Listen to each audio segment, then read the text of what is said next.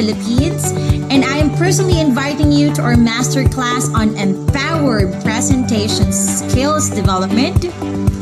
Well, I want you to contemplate on these questions and try to realize and accept that this masterclass is a must for you to level up your career or your business. Philippines, do you feel uncomfortable when you speak in front of other people?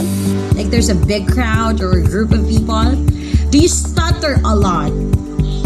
Are you shy in expressing yourself in the English language or even in the Filipino language? Do you want to learn how to be confident in speaking the English language, the global language? Or do you find it challenging to organize your thoughts and deliver it excellently? Last but not the least, do you want to be globally competitive? I bet that your answers are all big yeses. It's a yes. That's why I am inviting everyone for this masterclass, because I personally want to help you. We want to help you level up your career, and two things in this masterclass, of course. First, we want to equip you in speaking the global language. What are the elements? How can you really be ahead of the game when it comes to presenting yourself, presenting your ideas? And second, which is the core of this masterclass, is to help you be an outstanding presenter, not just in a live setting, all right, but also in the digital platform. I am confident that you will learn from this masterclass and that we can help you really level up your game. Well, you have to accept the fact that this training or this masterclass is a must. And speaking of it being a must, we'll cover four things. First is, what is assertive communication? How to organize your thoughts. Third is voice modulation. And of course, we will cover as well power dressing. I hope to see you on November 28th. You have to register now and grab our 50% off. Wow, that's a huge discount. Grab our 50% off discount and register now. We're only accepting first 100 students for this masterclass, and I hope that we can all level up together, especially as you speak and present yourself. Once again, I'm Christine Loyola, and I'll see you on November 28th.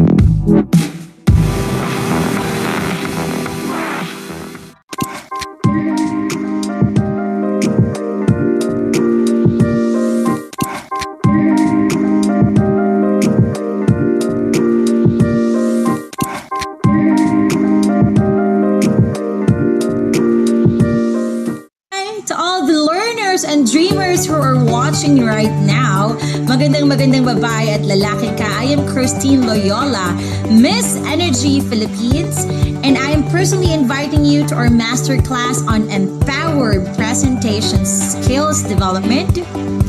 Well, I want you to contemplate on these questions and try to realize and accept that this masterclass is a must for you to level up your career or your business. Do you feel uncomfortable when you speak in front of other people? Like there's a big crowd or a group of people? Do you stutter a lot? Are you shy in expressing yourself in the English language or even in the Filipino language? Do you want to learn how to be confident in speaking the English language, the global language? Or do you find it challenging to organize your thoughts and deliver it excellently? Last but not the least, do you want to be globally competitive? I bet that your answers are all big yeses. It's a yes. That's why I am inviting everyone for this masterclass because I personally want to help you. We want to help you level up your career, and two things in this masterclass, of course. First, we want to equip you in speaking the global language. What are the elements? How can you really be ahead of the game when it comes to presenting yourself, presenting your ideas? And second, which is the core of this masterclass, is to help you be an outstanding presenter, not just in a live setting, all right, but also in the digital platform. I am confident that you will learn from this masterclass and that we can help you really level up your game. Well, you have to accept the fact that this training or this masterclass is a must. And speaking of it being a must, we'll cover four things. First is what is assertive communication, how to organize your thoughts. Third is voice modulation. And of course, we will cover as well power dressing. I hope to see you on November 28th. You have to register now and grab our 50% off. Wow, that's a huge discount. Grab our 50% off discount and register now. We're only accepting first 100 students for this masterclass, and I hope that we can all level up together, especially as you speak and present yourself. Once again, I'm Christine Loyola, and I'll see you on November 28th.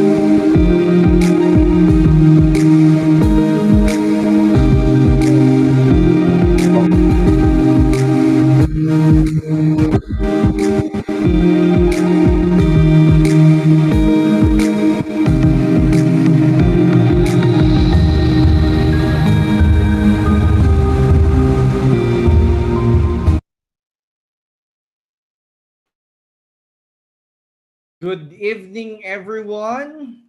Ayan, so Team Zoom, Team YouTube, good evening and welcome to another episode of Alpha TV. Okay, and I'm gonna be your host for tonight. My name is Felix Concepcion Viroya, and I'm the founder and CEO of Aslex Page Academy. And I would like to warmly welcome everyone to another Alpha TV webinar episode. Last time we were able to learn about risk management, coming from Christian Yaptanko, one of our alumnus and our green belt candidate. And tonight there's gonna be another flavor for our learning experience. We will be learning something that's not within continuous improvement, not within problem solving, technically speaking, but somehow learning this would give us an advantage if we want to contribute to a more sustainable community, no? And radiating that effect to the world in general. Okay, because for tonight, okay, we are very fortunate to have our speaker with us who will share about what is called farming in the city, specifically focusing on what is called vermiculture mode. I myself Hindi po ako ganun ka-familiar with what is vermiculture, and I will be learning together with you in this particular session. Okay?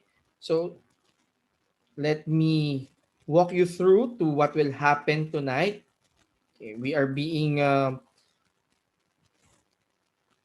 streamed via Zoom again and tsaka po YouTube. Ano po? So, bigyan ko lang po kayo ng idea, ano po, or ng background.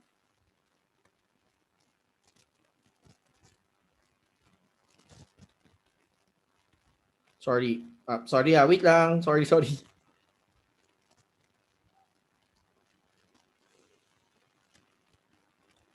Okay. So let me give you a background of our speaker for tonight. Okay. Our speaker, okay, is an expert in total quality and productivity management, lean manufacturing, Six Sigma, ISO 9001 quality management system, and the Philippine Quality Award, if you're familiar with. A highly respected senior consultant of ACF after trainer across a diversity of manufacturing facilities, public and private service organizations, and across the Philippine archipelago. He is an author and trainer of an 11-step team problem-solving methodology, methods improvement process, theory of inventive problem solving, 8 great habits that Pinoy leaders must have. He's been with San Miguel for 20 years and 4.5 years with business process outsourcing businesses, 3 years for URC or Universal Robina Corporation, and more than 2 years as a senior consultant for ACF. And for tonight, our speaker will again share with us his knowledge and expertise on farming in the city via vermiculture mode. So let's all welcome and help me welcome our speaker for tonight, Engineer Gerald Albert G. Antonio or Engineer Jerry. Engineer Jerry. Thank you, Sir Felix. And sir, So, magandang gabi po. magandang gabi, Sir Felix. So, I'm an industrial engineering graduate po, no? And eto na nga, I'm privileged to present to you what we labeled as farming in the city. But actually a fruit tree farmer back in Davao City. And we do have a family farm there called Rajetini Company. And I have already residents here. And, I'm glad to share because of pandemic, a lot of people are now into gardening. Okay. But feel free, no? I will try to keep this presentation short. I just kind of called out some of the pictures that I do actually in my project for residents. So my project for residents, I just call it as my research center. It's a research center on integrated aquaponics, but that's gonna be another part of the segments, right? Then whatever successful prototypes that I can develop here, I commercialize in Davao Farm. It's just unfortunate I cannot visit our my beloved hometown because it's tough doing a plane travel. So I cannot afford to have a 28-day quarantine period plus the expensive swab test, there, here. So I said no. So without further ado, let me kind of just present to you what I am doing. No? So vermiculture is a very important process in farming. Why? Because vermiculture is essentially creating new soil. You heard that right. When you do vermiculture, which is basically culturing earthworms, okay, one of the product, and it goes in a lot of names, the most popular is called vermicompost. Okay, so it's a composting process, but using earthworms. And I will just have to, for those of you who are already into vermicomposting, it's kind of unfortunate. I'm very, very patriotic that, some of our kababayans imported African night crawlers back in 1981 as claim, right? So they imported earthworms called African night crawlers. Perhaps they did not realize that we actually have four types of native earthworms in our country. So what I am culturing are not the imported type, it is native. Okay, so these are the earthworms that have thrived in our soils. Okay, so let me share you some pictures in essence, no? So that you will kind of appreciate what vermiculture is. And as promised, I'll try to keep it short so that I can entertain more questions. So yes, it's really farming in the city. In Davao, I have the luxury of, all the soil. And yes, I do culture for the four types of earthworms back in our Davao Rajetini farm. Here in the city, especially Metro Manila, this is my proposed process because you can actually convert your household waste into vermicompost. So what are the usual household waste? So these are your actually inputs. You have vegetable wastes, rice, coffee grinds, leftover food, animal bones, eggshells, seeds, rinds, no, etc. Just a warning on seeds. The the earth, the new earth that you will be producing is so fertile that the seeds you're gonna throw will easily germinate. That's my warning. Okay? So if you don't want the seeds to germinate, you better separate the seeds. But if you want to germinate and kill them as part of the composting process, it's an option. And I also recommend that you austerize. So the surplus or the extra old austerizers that you have, you use that, and then it's good if you can grind it into finer particles. Okay. Now you can actually have a heavy duty austerizer. You can buy this. It's around 10,000 in large hardwares like Wilcon. So they sell that, but it's really heavy duty. It's for the kitchen sink. And the output of that will be mashed feeds. Okay? This mashed feeds composed of household waste is now thrown into a vermicomposting bin. Okay? And the animals there, I forgot about the fungus, are bacteria and earthworms, and I forgot about the fungus. You just cannot see the bacteria, the fungus, sometimes you're gonna see them. But that's no problem. It's part of the decomposing process. And just again, word of caution, when you do vermicomposting, you cannot really avoid odors. Okay? How do you control odors? Yeah, you just throw spent coffee grinds. And luckily, Starbucks gives it to you for free. Yes, Starbucks, and yeah, I do visit Starbucks, and I ask them for this pen, and I'm being supported also by my wife and my daughter, who literally, they pass me Starbucks just to get the spent coffee grinds, which I liberally throw, especially. Sir Jerry? Sir Jerry, sorry to interrupt po. Parang may ano lang po dun sa audio nyo po.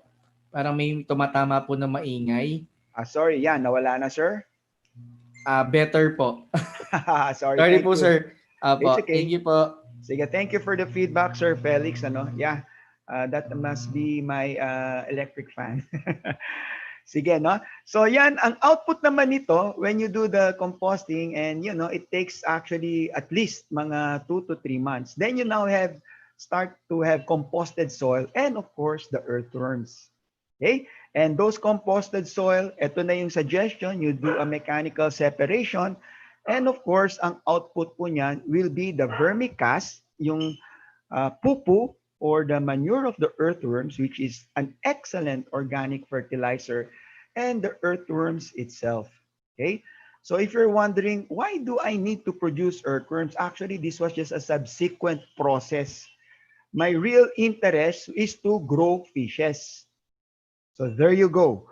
When you have earthworms, you usually chop that, and these freshly chopped earthworms are fed to, you got it, fishes. Okay? So I feed them to whatever fish that I grow because that is my hobby, especially aquarium fishes.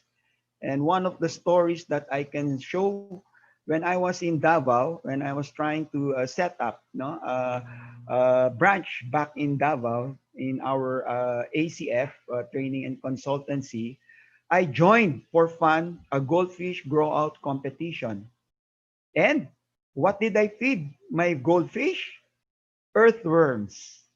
Results, I ended up being the grand champion in that grow out competition. And not only that, the goldfish that I grew was actually 30% larger than the next contender. Not only that, when we started comparing with the second, I asked him, what do you feed your goldfish? His reply, hikari. Hikari brand, my friends, is a Japanese fish food, and the cost of that is 450 pesos per kilo. When he asked me, what do you feed your goldfish? I said, earthworms. And then I will never forget, he scratched his head. Why? I produce it for free because it the input is basically waste. Okay? In Davao, I use leaves, fallen branches, so on and so forth. And then of course the vermicast, you mechanically screen that, and then you have fine vermicast. So it depends on the grade that you want to actually sell. Although note, I'm not doing this yet because I'm producing just enough. No, I am not yet in a commercial scale. So this is just a household scale. But hopefully, when I'm back in our Dower farm, I can commercialize it. So how do my facilities look like in well, in my residence? So behind that is our sink, and I made some sort of a chute that will go into this. It's just a half drum that I cut.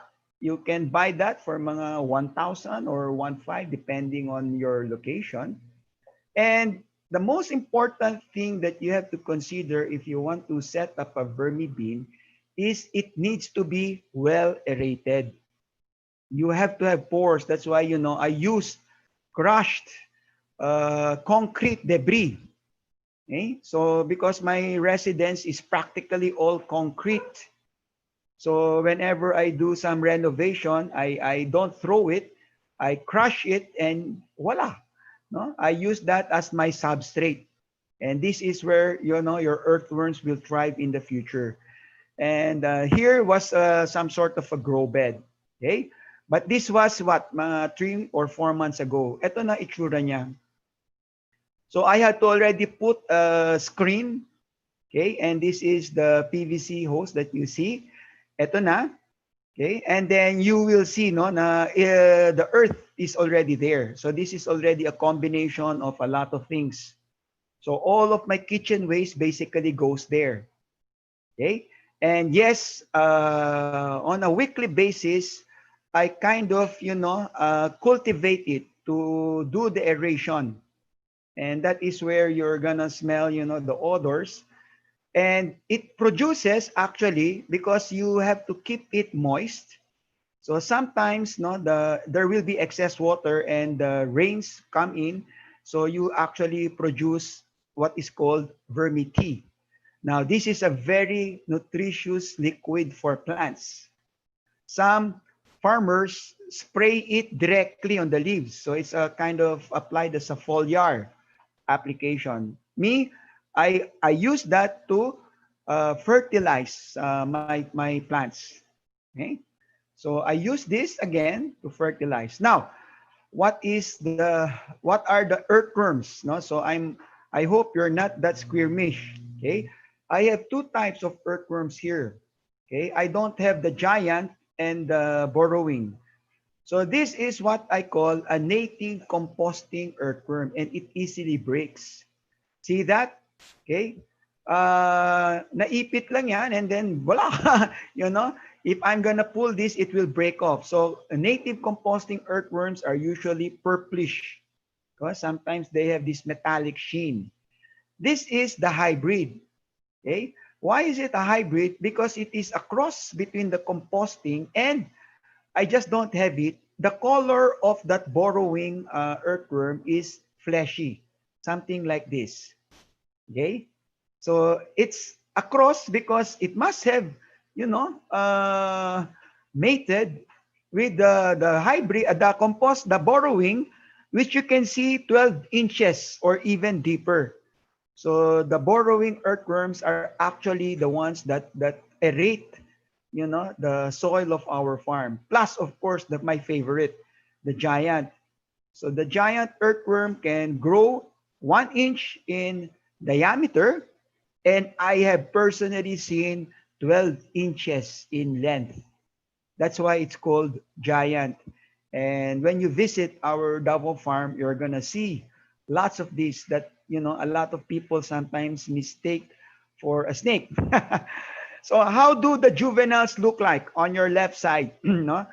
The way I harvest my earthworms is, you know, I have to introduce water so that I can separate. So this is already the, you know, the cleaned one. So if you're gonna closely look at it, these are the juveniles. These are usually a week old.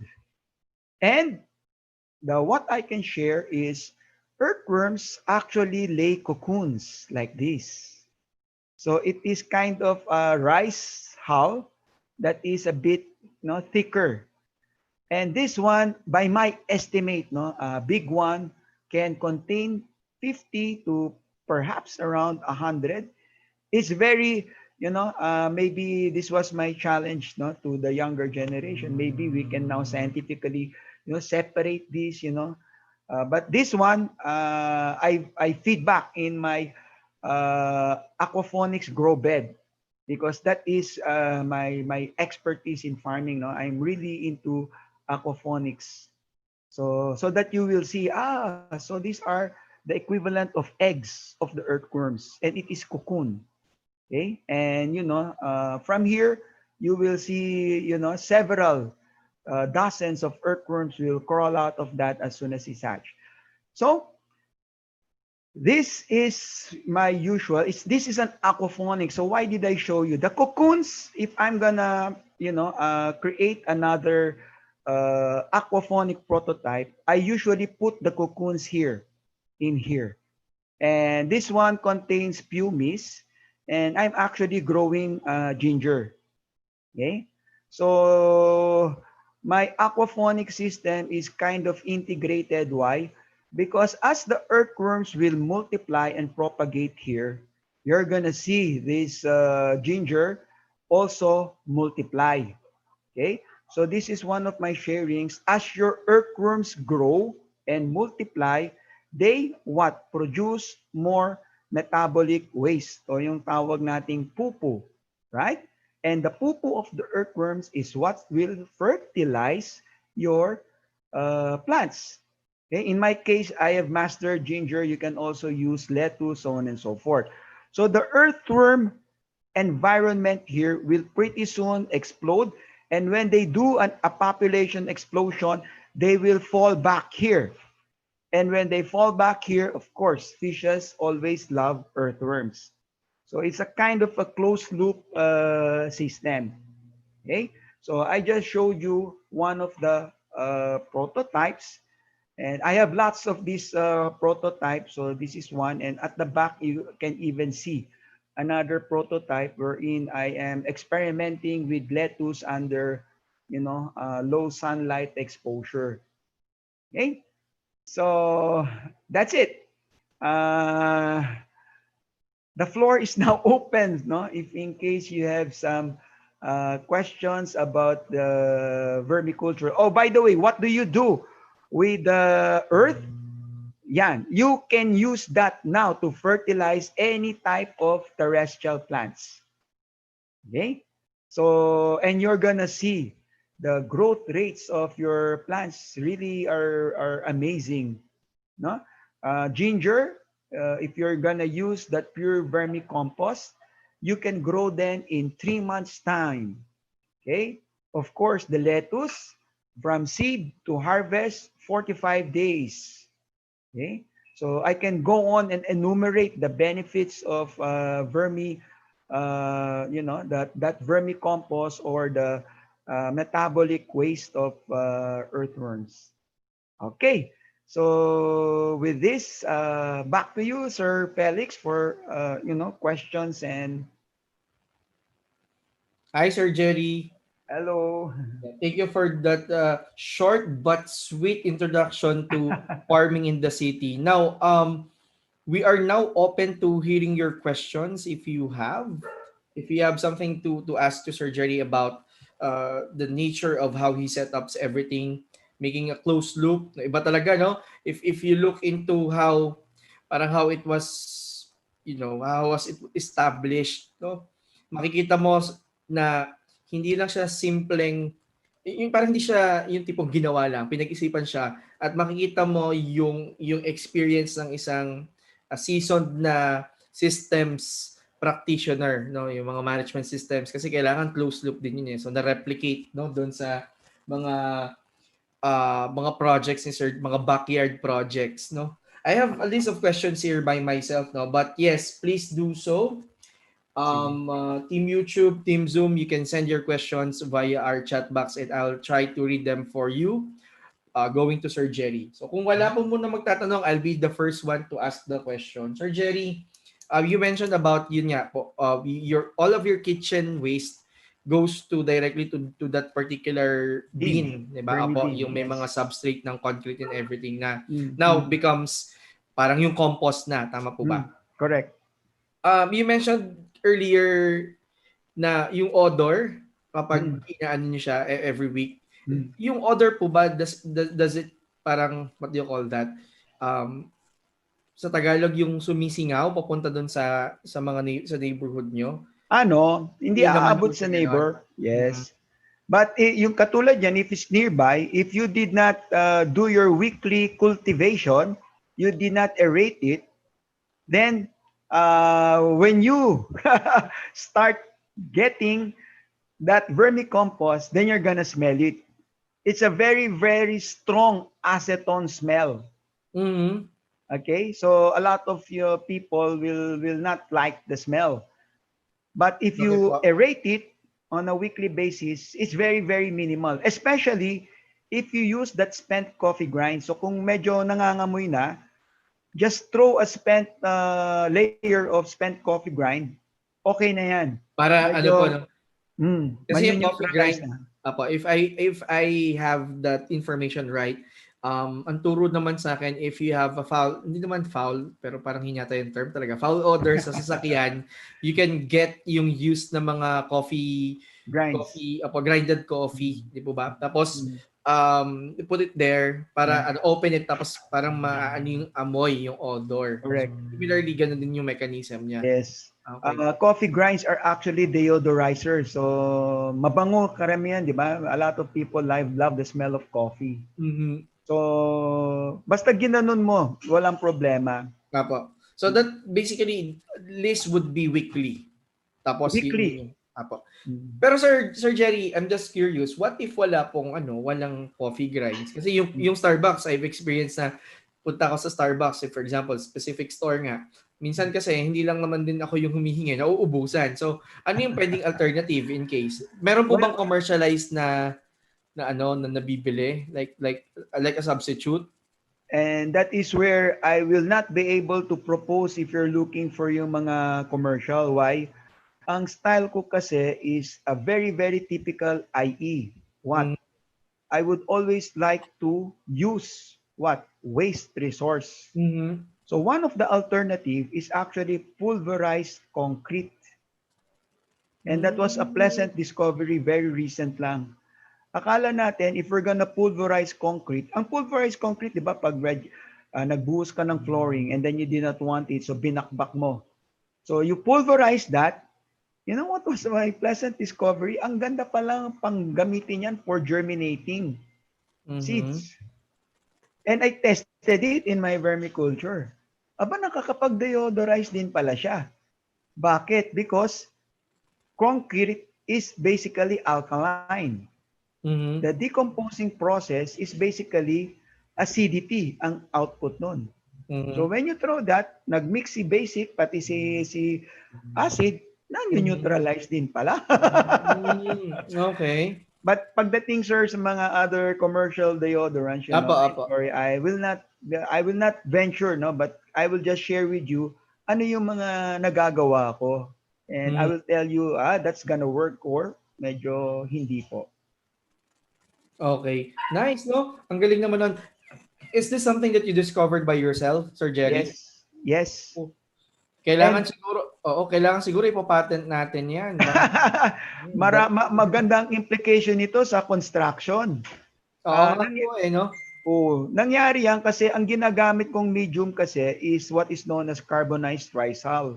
And Mm. I actually get this for free because I have a client back in Talavera, Nueva Ecija, Mhm. the Green Innovation. So sinusunog kasi nila yung ipa and yung spent niyan is actually the carbonized rice hull. And Mhm. it's really that excellent medium na talagang mag-germinate kahit anong seeds under that as long Mhm. as you keep it wet. Mhm. Okay? Eh dahil sa sa pandemic, hindi na ako makakuha sa kanila because they Ah. requiring swab test, etc. Mm, So, mm, mm. hassle. So, Apo. I experimented with this, sabi ko, pulverize ko kaya to. Ano ko, nung nagulat ako. With the Ang ganda results, even pala. yourself, nagulat po kayo na you didn't expect na concrete has this effect. Right. And tingnan nyo, kahit yung carbonized rice hull, these are natural, waste product of mga rice millers who Mm, mhm. use boilers para, hindi masyado malaki ang makakain nilang kuryente. May Mhm. mga ganun kasi tayong mga rice miller in the provinces eh. Mm. So they burn ipa to actually run boilers and the boilers are used, no? For steam, to heat, di ba? Mm. Ang Mm. iba, itong si GIF, they took it a further level. They produce electricity. So, Mm. meron po silang mga steam turbines doon sa kanilang plant. Ang galing ng ginawa ng Pilipino doon. Mm. So, yung kanilang waste product, which is ash sa kanila, aba, bigyan mo yan sa isang aquaponics, matutuwa talaga sila. Like me. Mm. Sige, sir. Ano pa? Okay po. Thank you for that answer, sir, ano, and for sharing that particular discovery, ano po. You're Um, welcome. Again, if you have questions, guys, please let me know para matanong natin kay Sir Jerry. Sir Jerry, I'm just wondering kasi you're doing this on the backyard setup and you mentioned that whatever discovery you have dun sa backyard, you're trying to scale it up dun sa farm niyo way back sa Davao, tama po ba? Yes. Yes. Apo. Sir, Yes. I'm just curious kasi kung dun sa pagkakaalam ng audience natin tonight, this particular session has been triggered by a question in one of our common group, yung group na start po namin, ng group namin, the Pinoy IEs, wherein someone, si Miss Aboy, I think, nagwo-work siya ngayon sa isang facility na meron silang um, MRF, tama po ba? Doon siya nagsimula Materials po. recycling Sila, facility. Yeah. Materials recovery facility. facility, yes. And Yes. then, Yes. meron yata silang mga food waste din. Gusto Mm. nilang ma-treat kasi Mm. medyo, yun nga, umaamoy siya, Mm. etc. So Mm. ngayon, Sir Jerry, having that particular, po na, okay, may setup kayo sa bahay, you're trying to scale it up dun sa inyong farm. Do you Mm. think yung gantong setup would be something that companies, mga restaurants, or hotels would adopt, or parang should they adopt it or start adopting this setup? I think they should. In fact, I was already, when I was in Davao, I was already convincing some businessmen. Mhm. Sabi ko, why don't we put up a vermiculture facility? Ang waste na kukunin natin will come from the public markets.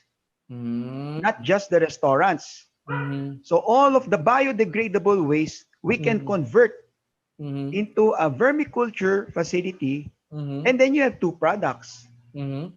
the earthworms and the organic fertilizer. Mhm. So, it's very, very eco-friendly. Mhm. Yun lang, syempre, alam mo na, it's a given, sir. No? Medyo pagdating sa mga ganitong quote-unquote novel ideas, I already compared notes. It takes the Filipino society 20 years To to adapt. start adopting such technology. Mhm. Kaya nagkakaproblema po tayo sa ito yung mga inventor na mga sentimento nila Mhm. na other countries will Yeah. gladly adopt that because they first have the financial Mhm. resources. Mhm. Dito po matagal. Matagal po. Mhm. Kaya ito, yes, by all means, no? Ngayon, kung they want to replicate yung mga style, madali lang 'yan, 'di ba? Basta lahat ng mga nabubulok. At Mhm. hindi lang po 'yan. I also know beforehand kasi sa Davao, it's really a farm setup. Yung mga water hyacinths na 'yan sa Pasig River, okay? Believe me, I used to produce lots of it. Bakit? Kasi yan po ang binibigay ko sa aking mga earthworms. Mhm. Matakaw sila dyan. Tapos yung output niyan, ay nako, grabe. The soil is really of high quality. Mhm. Mhm. So saan ka pa, di ba? Na parang you're making your soil fertile, tapos waste lang yan, iniipon mo lang yan sa mga Oo nga. rivers. Agree. Lalo yung mga waste sa mga palengke, madali lang yan eh. Mhm. Mhm. Medyo bibili ka lang ng mga shredder machines, no? Pakain mo. Kasi yun po yung sikreto. Yung mga iba kasi nagrereklamo, matagal. Matagal kasi hindi mo chinap-chop. I-chop mo yan. Pag chinap mo yan, nakakain ka agad yan ng earthworm. Ang Oo bilis! nga naman, 'di ba? Parang ang hirap naman, parang yung size nung yung earthworm tapos ang laki na. Di ba? Baka nabubulunan na sila on some Oh, sort of yeah. that, 'di ba? Alright. I think personally this is a very interesting thing that you're doing, Sir Jerry, no? Parang I I I have hopes na sana people who are listening right now. I think we have some students in the session. We have graduating students, maybe IE students or non-IE students, people who are looking for business. I think this is a good business idea. No, hindi ko lang alam kung why to your dilemma or to your concern that ang Filipino, I think hindi talaga sila into this kind of culture na parang you see something novel, you tried it out. Siguro dahil nga hindi nila, I don't know, kasi US, if you will compare, Grabe. yung US economy, I mean, more of hindi sila yung consumption na economy eh. Lagi ko narinig sa friend ko, si Miss Aiza Miheno po, si Engineer Aiza Miheno ng Salt Lamp. Lagi niyang sinasabi na ang US kasi more of patents, ganyan. Yung mga ideas, inaano nila, tinetest out nila, and then pag gumana, 'di ba, parang hindi lang sila nakikinabang but the rest of the world, and then they make business out of it. Pero tayong Pilipino kasi iba yung siguro mindset na nga po. Pero yeah, I would, if I'm gonna be advocating something moving forward aside from lifelong learning, I think city farming is a very good one. Yeah. Na baka ako, honestly, no, gusto ko siyang i-try. I'm actually taking down notes and definitely I'll talk to you sa mga banda po dyan kasi I'm looking into a business venture right now. Parang gusto kong mag-try ng iba naman out of my usual, yung out of my comfort zone. And ngayon, as in ngayon lang to ha, at ngayon lang to nag-pop up. So, bakit nga hindi, no? I myself is from a background na ano din po, bukid. Pero hindi ko alam tong mga ganitong bagay. Yes, nakikita kong earthworm nung bata ka, ganyan. Diba? Sa mga ganyan, sa mga matatabang lupa. Pero never kong naisip na this could be a good, not only a business model, but more of a social Yeah, enterprise thing, yung social entrepreneurship, correct. diba? You help communities become sustainable even in the city, no? Hmm. Kahit wala masyadong lupa, just like what you're doing Just sa like backyard na ngayon. setup niyo po. Yeah, that's the Ayan, reason why yes, that's the reason why I'm doing this vermicomposting dito sa city. Wala akong lupa. So gumagawa ako ng lupa. Literally. And it's not just ordinary lupa. It's very, very Tama, ano? fertile. Very Healthy fertile. soil, no? Ang You're in limit the business of creating soil. Yes, so ang limitation ko dito because Project 4 marami na pong mga konkretong structures. High rice. Apa. Yes, my limiting factor here is sunlight. Wala ako Oh. masyadong sunlight. And I can really see the difference in growth rates of vegetables. Sa farm kasi ay ma-identify mo lang full sunlight, diyan ka magtanim ng vegetable Open, garden mo, siya. ang bilis. Apo. Dito, naku po. Yes. Ang sunlight ko dito, swerte na po akong Yan makaabot ng mga 6 hours na sunlight. Swerte na yan. Average, 3 hours. So, it's not gonna give me good growth rates, but, the vegetables still grow. Okay? But kung gusto nyo pang mga ibang technology. Pero compared to a setup, for instance, like is abundance. Sorry, sir. I was not able to catch you kanina. Yeah, thank you, sir. Thank you, Sir Jerry, for that. Abundance ng sunlight compared dun sa parang tinipid, di ba? Yung growth rate ng mga vegetables and plants. Sir, meron mga questions na pumapasok finally. Kasi I want to trigger interest eh. So, andito na po. First question. I think a city dweller like me, this is from an anonymous attendee, would find it difficult to set up composting due to limited space. You were talking about that earlier. So without veranda or terrace, what would be the possible alternatives na pwede natin pong ibigay sa kanya? Pag condo ka, no, that one, yes. Kasi, if you are in actually, kahit condo, pwede. Right? Yun lang, ang odor, ang kailangan mong ma-manage yan. And not only that, if you really want to have an odorless composting na vermiculture, you can actually buy some kits. No? Doon lang nga sa mga kits, they will already introduce it's a generic term. They call it effective microorganisms. So you will be asked to spray once in a while bacteria. You want to have it's usually mga lactobacillus bacteria. Yung iniinom nyo po sa Yakult. Okay? So you spray that and then ayan na. Okay? Or magbubuhos ka, so you just follow the instructions. I would suggest ang country talaga na nag-pioneer niyan is Australia.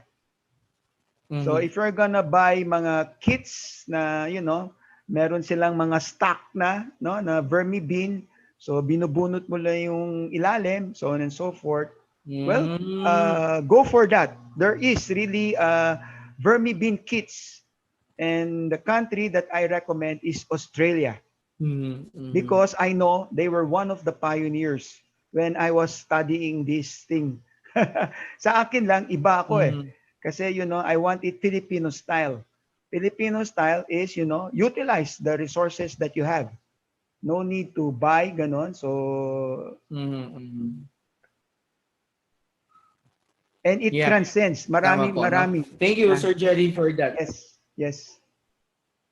Apo. Thank you for that recommendation po. So, if you really want to, pursue this, and then medyo limited yung yung non-natural resources, I would say. So yun pala, may mga kits pala kayo na pwedeng bilhin, specifically as prescribed by Engineer Jerry coming from Australia. Yan.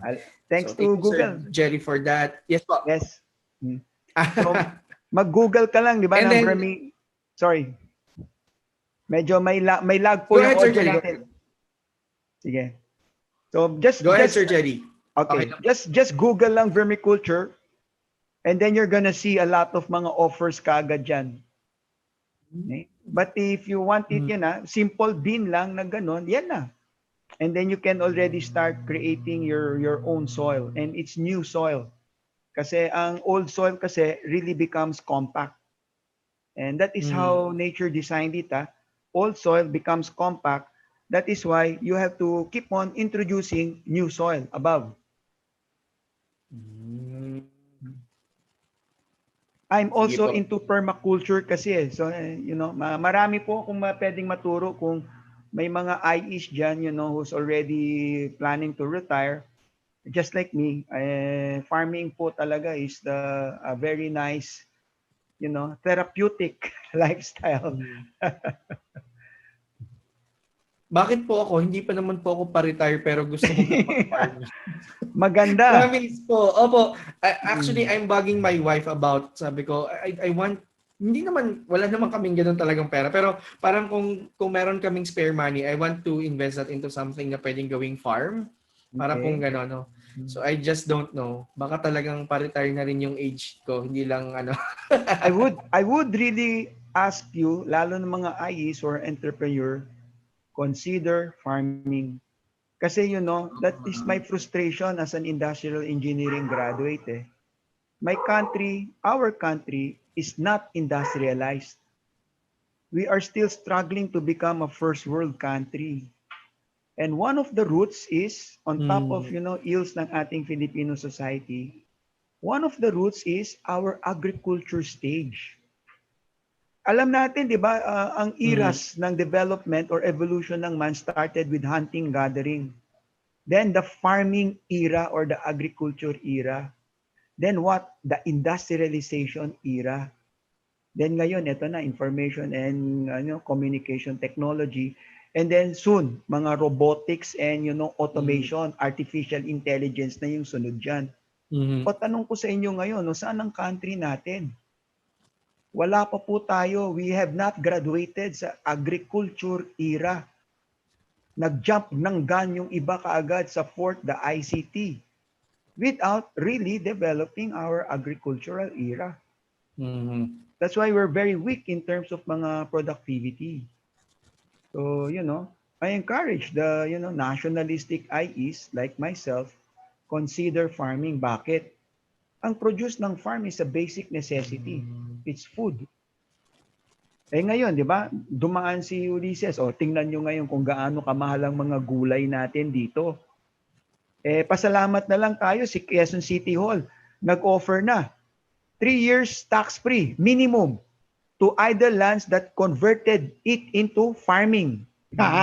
May ganun po sa City Hall. It's already an Mm. ordinance. Quezon City So lang po. talagang there's a need. Ano po? There Yan. is really a need. Kasi yun ang nangyari sa Metro Manila eh, where Metro Manila is now dependent on agricultural produce outside.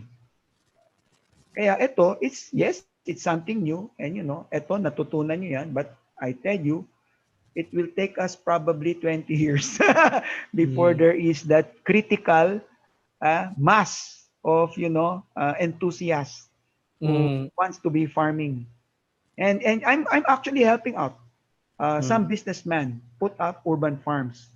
One is in Marikina, right? Sana Nice. maparami pa. Marami sa Opo, labas. napaka-noble po ng inyong initiative.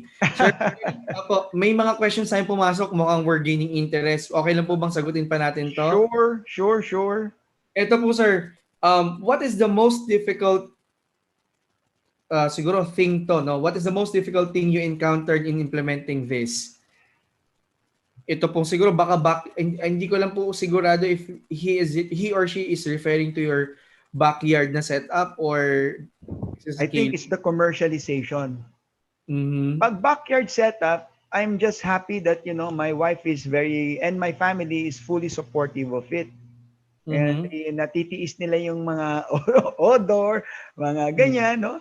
So, they're fully supportive. Ang talagang main challenge is the commercialization. Mhm. Making it, en masse, maramihan na talaga. Okay? That is the real challenge. And up Apa. to now, it continues to be a challenge. So basically yung scaling.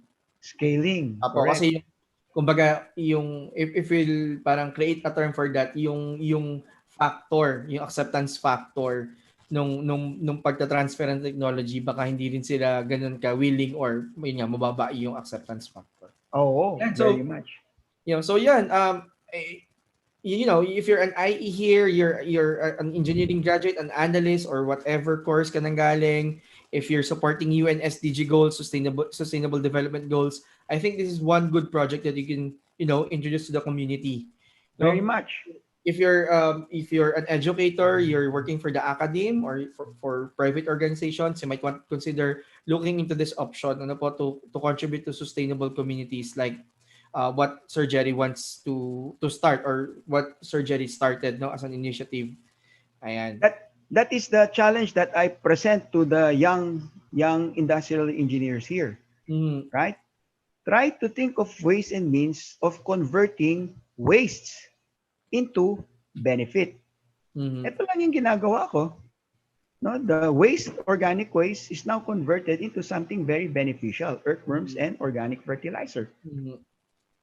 Yan. Ganon din yung mga sludge na kinukuha ng MMDA. Hindi nila alam na yung sludge na yan, paborito po yan ng earthworms. Mhm. Bigay mo po yan sa earthworm as long as well aerated po ulit, hindi na nai-stack up. Nako, ayan na. Iko-convert po ng earthworms yung sludge into another very fertile soil. And Nice. it's something, well, that has been the design of actually of nature. Mm, We just did not tap on it. If you're a farmer, you have good observation skills, you see mm, the process keep on repeating. It's just that we ignored this process. We did not commercialize. mhm. And that's why I'm happy that, Sir Felix accepted, sabi ko, sige, pwede, because I want the younger generation to be exposed. Marami pong business opportunities sa farming if we will look at it in the right perspective like this, vermiculture. Agree, agree.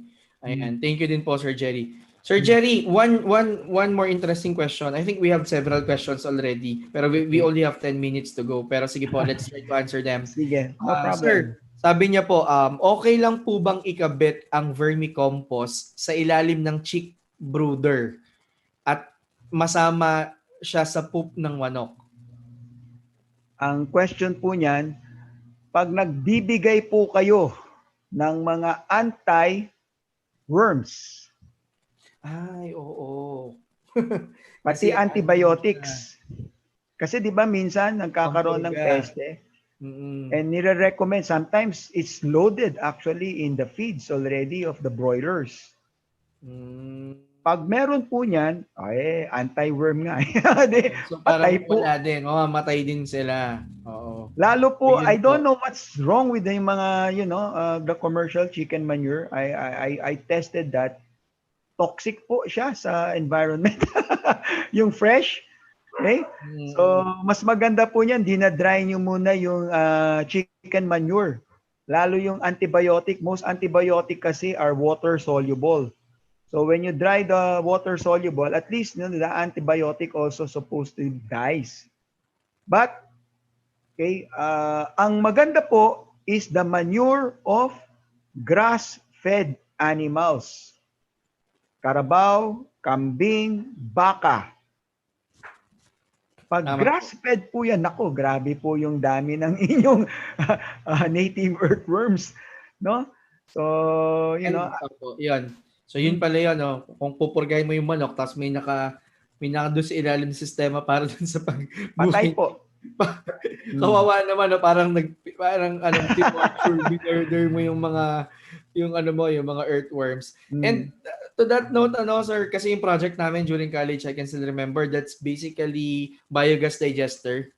I don't know if you're familiar with the technology. Methane.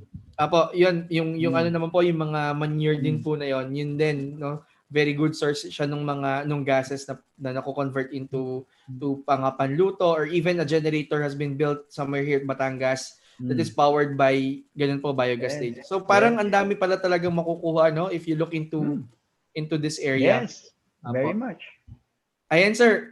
May mga questions pa po. Sure. Lulubusin ko na yung 8 minutes before 8. Sir, ito Sure, po. sure. How can be hydroponic method be improved in the cities?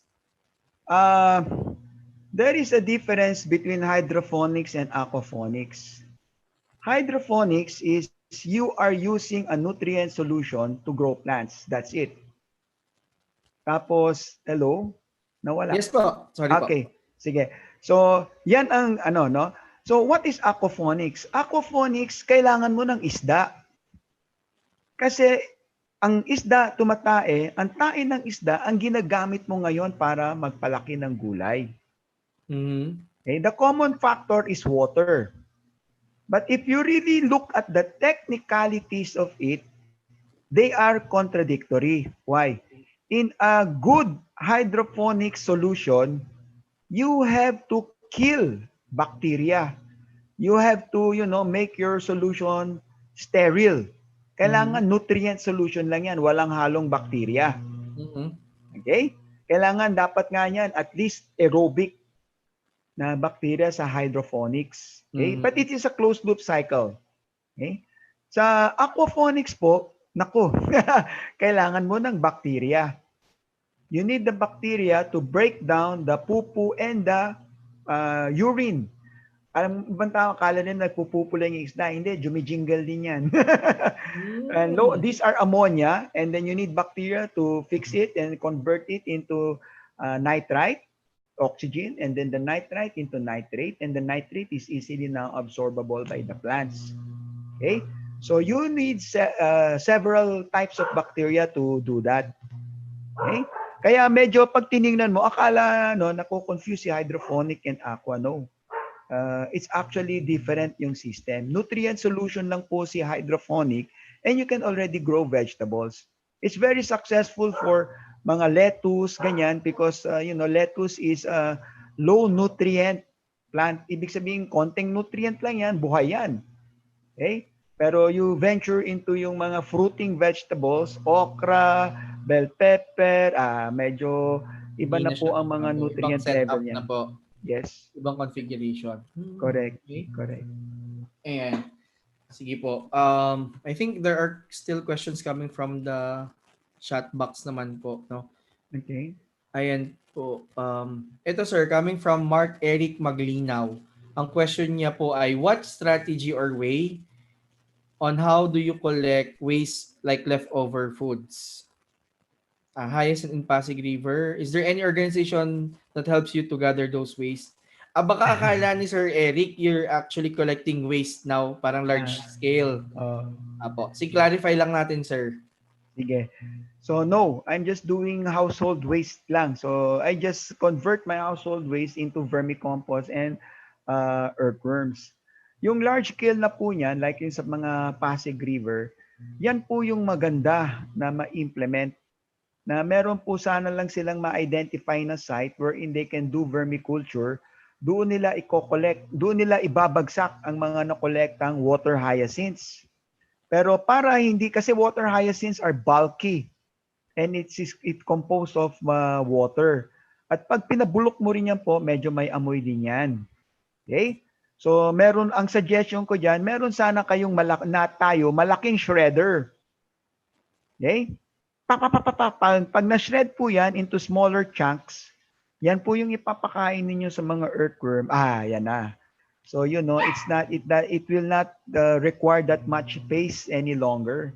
Mm-hmm. Mabilis lang naman yung mga ganyang aquatic plants, in less than 2 weeks, wala na yan. Kapag maganda na po ang inyong earthworms. In less than 2 weeks. Kasi ano rin sa araw eh. So nawawala yung tubig, no? And then nagiging naaabot na ni earthworm, ayan na. Apo. Yes. Ayun. So, thank you Sir Jerry. Thank you Engineer Jerry for answering those questions. And I think we're out of questions finally, no? Dami nating questions bigla. Good. Let me check lang po for a while sa ating YouTube. I think we haven't heard from our team YouTube, but we have 26 participants coming from YouTube, and all right. We have 53, so about 100 of people who have heard of your initiative, of your drive, no, to make this particular area of agriculture alive, no, not only for your causes but for the younger generation's causes din, ano po. So Sir Jerry, maraming salamat po for gracing our event. Kung kayo po ay thankful, you mentioned thankful kayo na pumayag ako na i-host yung inyong dito sa ating platform yung gusto niyo mangyari. Ako po ay sobrang, personally speaking, na-move po ako, no, and I've taken down so many notes here. And Okay, thank mukhang you. green kasi, di ba? Green yung natin. So I Oo think nga, talagang green, yeah. tinatawag ako ng Ah, agriculture, no? So okay, maraming salamat po, Sir my Jerry, pleasure. opening, eye-opening na ano Mm. na na material, no? Maikli yung material but we enjoyed the Q&A kaya sulit na sulit. Again, thank Okay, you po. Maraming salamat, Sir okay, Jerry. thank you, Hanggang thank sa you. uulitin po and talk to Okay, you soon, sir. sige, my pleasure. Sige pa. And that was Engineer Jerry Antonio. Ano po? So maraming salamat again, Sir Jerry, for giving us an idea of what we can do, no? Even in the city, we can do farming. Even lalo na po yung mga kasama natin that are, in the areas na pwede talaga mag-farming and can adapt this particular setup. And now we're down into the closing portion of our webinar. So for those who are first timers to attend, please do not leave yet because we will be announcing ways on how you can get your e-certificate after this announcement. So again, thank you, Sir Jerry, for the Farming the City Vermiculture Mode learning session for tonight. So how can you get your e-certificates? Simply fill up the attendance form in the link that will be provided at the end of this particular learning session. Both participants coming from the Zoom and YouTube will be given e-certificates for as long as you have registered to our Zoom link registration. Attendance link will close after 2 hours of after this particular session, probably around 10 p.m. So please don't forget to like our page and our YouTube channel at Asklex PH Academy. And our free e-learning courses are still up. Just visit asklexph.com/courses for more free courses. And I'm inviting everyone personally. I'll be handling an effective project management masterclass. This will be on December 12, 8 a.m. to 12 noon. And this is valued at 3,500, but I'll be giving it away for about 1,500. And this is only good for the first 100 takers only. Portion of this particular or portion of the proceeds of this particular masterclass will be used as a donation for several organizations that we are supporting. Ano po? And actually, kahit hindi po yun, no, we're actually giving out help no po sa ating mga partner organizations. Well, tomorrow we'll be having our Empowered Presentation Skills Masterclass. We're still up for registration up until tonight, and you can still join our session for tomorrow from 2 p.m. to 6 p.m. Libre pa rin po all year round ang ating Lean Six Sigma White Belt Certification. Just visit www.aslexph.com/courses/Lean Six Sigma White Belt Certification.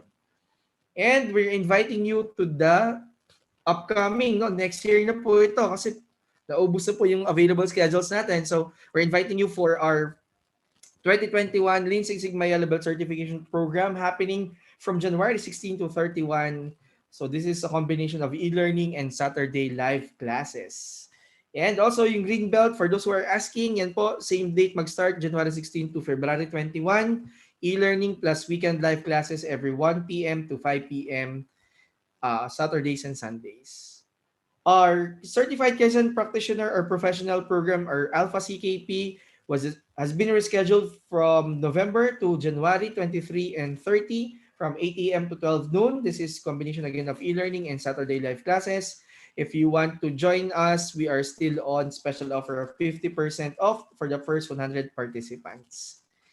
Certified Data Analyst, we were able to complete our first 2 batches this year. Next year po, early next year, magsisimula na po tayo ng ating third batch or wave 3. So if you're interested, you can visit our website at www.asklexph.com/events and click on upcoming, specifically Certified Data Analyst na option.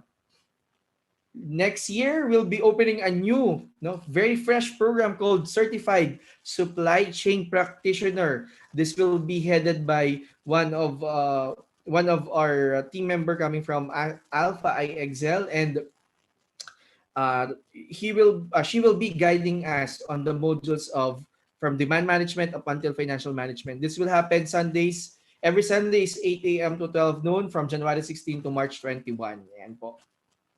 Free courses pa rin tayo, aslexph.com/ courses. Ano po, yan po yung mga courses na makikita natin doon. And then, ito na po yung ating attendance form. This will be open for about 2 hours. Please ensure that you were able to fill this up completely and appropriately. So with that, maraming salamat po. I'm pasting the links here at our Zoom chat box and I'm gonna move my cursor to the YouTube. Okay, ayan, and I guess we're done. Take pictures of the links. Ano po, para meron kayong kopya. I've managed to copy it in this Zoom chat and on the YouTube. So that will be closed at 10 p.m. So again, maraming salamat po for joining us. This has been a very fruitful night, a very agriculturally biased night, I might say. And mukhang mapupunta na ako sa farming moving forward. Maraming salamat po at magkita po muli tayo next Friday. Ano po, active tayo ng Alpha TV hanggang maybe second week of December. So watch for it. And promote ko lang, Kapihan with Sir Lex. Manood po kayo by next Wednesday. I'll be interviewing one of the awardee of Asian Business Awards, Miss Rosana of Ahead Educational Services. So yun po. So with that, maraming salamat ulit. Let's continue to be #significantly better together. Bye! Maraming salamat and keep safe, guys.